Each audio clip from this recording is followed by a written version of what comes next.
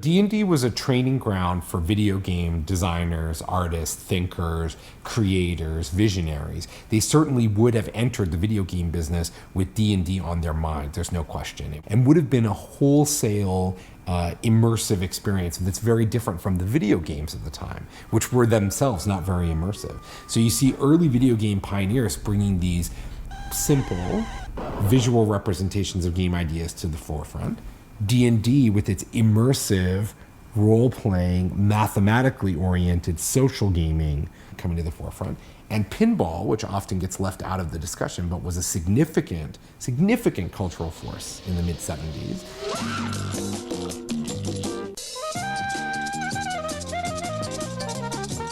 These three things coming together, the technology, immersive design, popularity, all together. And so there's no question that the modern video game business owes its success, owes what it is today to those influences, including and particularly Dungeons and Dragons.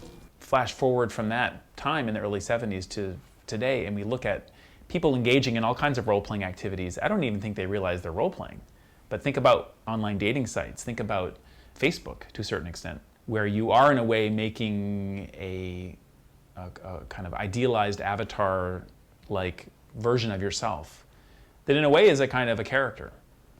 It's the best version of who you want to be. Almost everybody making games today who's older than 35 played Dungeons & Dragons when they were a kid.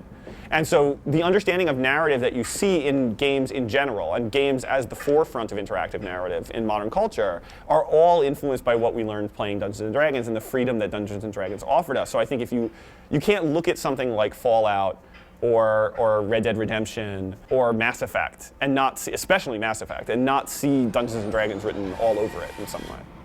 You know, you can't go too far in a tech conference these days without hearing someone tell you about game mechanics. How are you going to gamify your website?